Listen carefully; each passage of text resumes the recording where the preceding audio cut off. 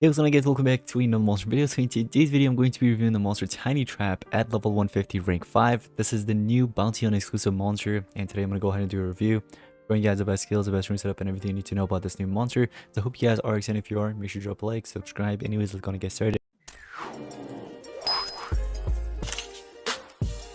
Alrighty, so we have Tinytrap here at 150 rank 5. Take a look at the runes that are equipped on this monster. I mean, it's ready to go. Take a look at this.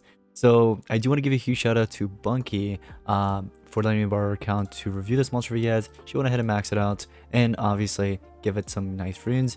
Let's take a look at the stats. You get about 1,000,000 life, 1,090,000 life, 38,272 power, and 19,456 speed. I do like the strength. Take a look at the traits. So the only trait I really like is the Pierce Hater, and that's like a status caster. Obviously it can be PER'd and it can run out, but other than that though, the immune to freeze and immune to poison, those are just meh. It's just there, you know what I mean? I would have taken immune to control with like immune to torture. I feel like that would have been a lot better. You do get the triple damage, so technically you're getting triple damage and another triple damage, 600% damage boost together there as trait, just for this fugitive or for this bounty hunt specifically. I'm not sure what the League 8 monster is. I will do a review very soon. Well, not a review, but like a video, like a gameplay video on bounty hunt like League 8, defeating it, showing you guys like the best setup with this monster. So make sure you guys are subscribed for that. So take a look at the habitats. You got nature and water. Now water element plus the Pierce Hater combo, you guys know that's pretty good against the current meta monsters like Serpentix and Cupid, especially Serpentix, because this monster is in the Dragon's book for Team Wars, and so is Serpentix, so they're going to be in the same exact book restriction. Now besides that, let's go ahead and take a look at the skills that are equipped. We have Toxic Jungle, which is a moderate nature damage to one enemy. It is 0 cooldown, so you can spam it as much as you want as long as you have the stamina, obviously, because it does require 22 stamina. Now this one's it's an insane nature damage and applies toxins to an enemy. Now, the crazy thing is, it's only 1 turn cooldown with 36 stamina cost, just for an insane nature damage. This is probably like 70%, I feel like. We're gonna have to see.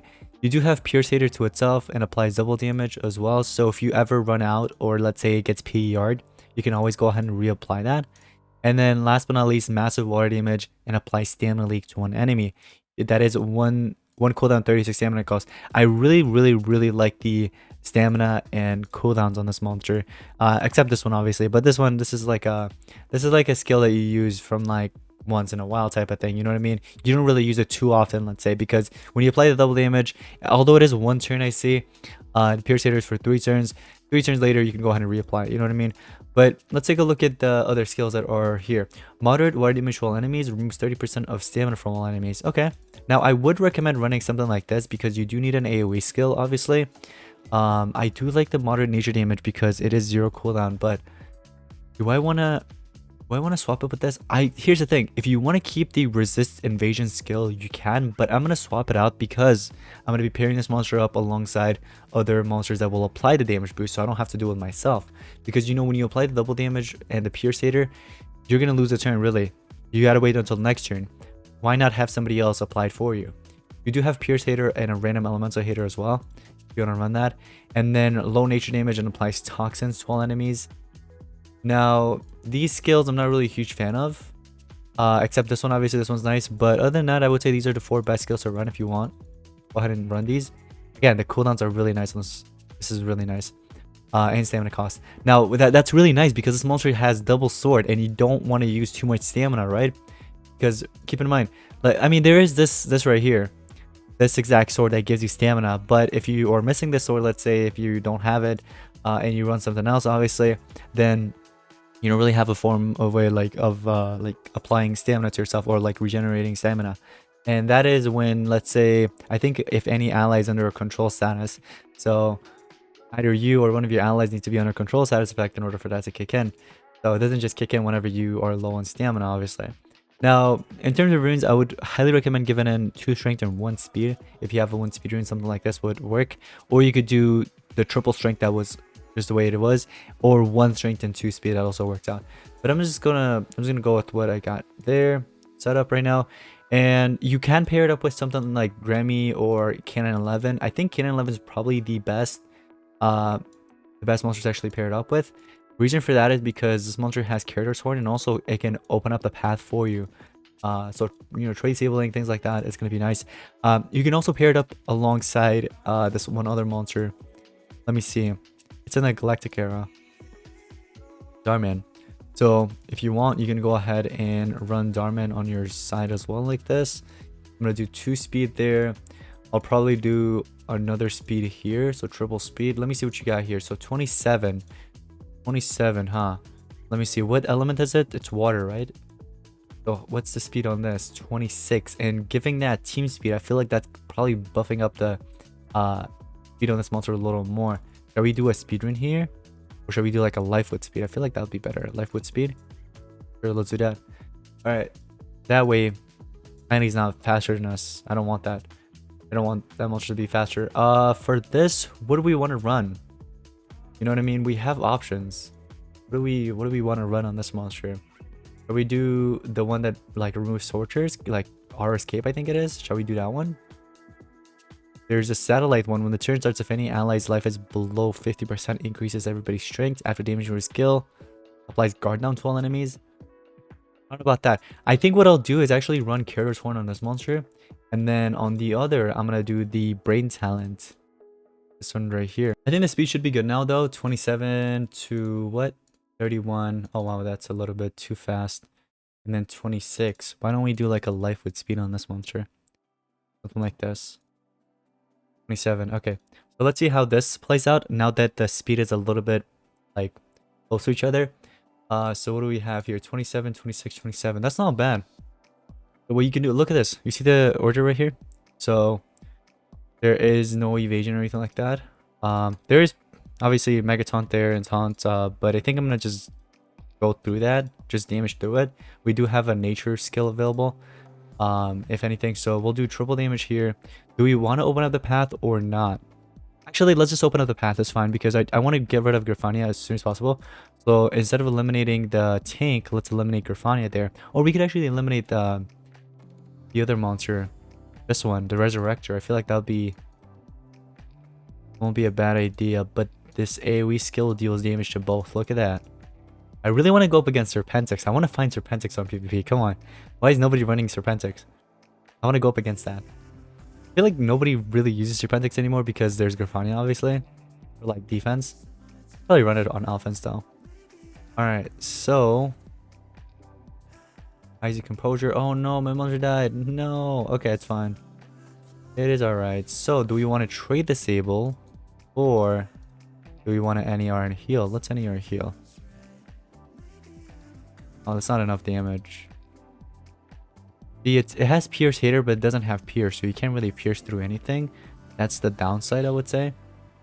You've just been attacked on multiplayer.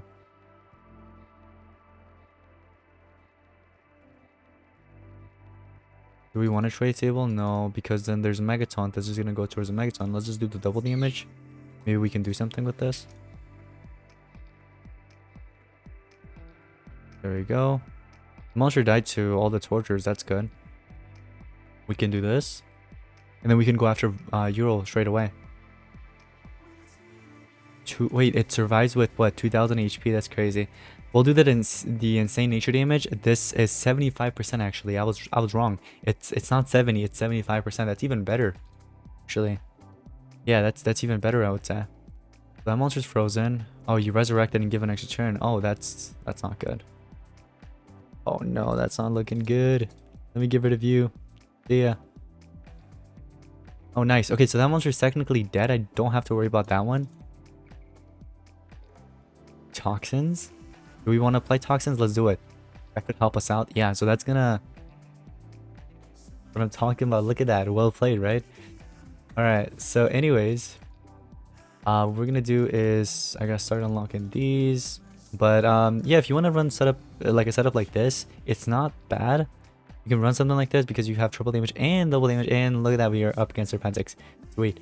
And this is like an open base too, so that's nice. So why don't we do triple damage and double damage and see how much damage we're going to deal against Serpentix. So here, guys, take a look at this. So we have the 25% damage boost plus the triple damage now, plus we're gonna go ahead and give it a double damage, and we have laser beam sword on top as well. I wish we stacked up 2 laser beam sword. I feel like that would have been a lot better. See how much damage that would have been. Shall we do the massive, actually the massive water damage, which is 70%? Let's do it. All right, so this monster has 565,833 life. Let's see how much damage we can deal against this. 11 million damage. That's crazy. That's insane.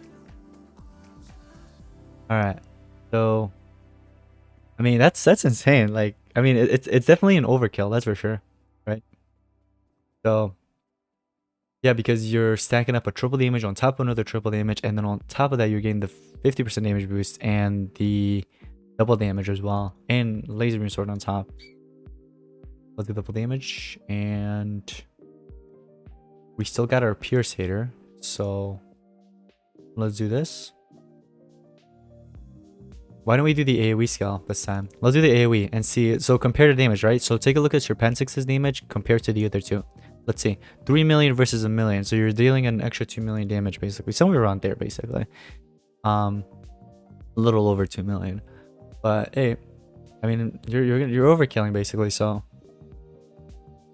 as long as it gets the job done, right? So look, we still have the pierce hater too. Like, you get it for 3 turns, which is not bad. Obviously they can go ahead and PER it, so you gotta be careful. But if they don't PER it, you can actually use that to your advantage. All you really need is for 2 turns anyway. 1 turn you eliminate Serpentix, it comes back, and then you use it again to eliminate him, obviously, and then that's it. You don't even have to like run more than 1 strength rune really if you're gonna go up against like a pierce monster, like to eliminate a pierce monster. So that would be Cupid, Serpentix, Alfira, Grindey, or whatever other pierce monster are really out there. Now the thing is though, Girfani is not really a pierce monster if you think about it. It does have a pierce skill, but it doesn't have it as a trait or status caster, so it gives him an advantage, you know what I mean, towards this monster, I would say. So you can't really deal that extra triple damage against this monster. But other than that though, it is a pretty nice monster. I think it's very nice for, I would say, bounty hunts and team wars. But PvP, I don't know much about PvP. I mean, maybe, I guess you could run it on PvP, but it's just that he doesn't have access to anything like special. Like, he doesn't have Pierce himself. He has the Pierce hater, but he doesn't have Pierce. Like, the traits are garbage besides this. Like, let's just be for real here, right? The Pierce hater is the only thing that's really nice about this monster, in terms of like trait. I do like the skills a lot. I think the skills are pretty nice, but other than that, like, in terms of traits, it could have been better, obviously. I'm gonna go ahead and run this skill back, switch it back. But yeah, pretty decent monster though. I like it. I think he's cool. I think the players are gonna be using it for team war, especially for the Dragons book against Serpentix. But yeah, let me know in the comments down below your thoughts and opinions on this monster, and that's going to be pretty much it. Thank you all so much for watching. I'll see you in the next one. Peace out.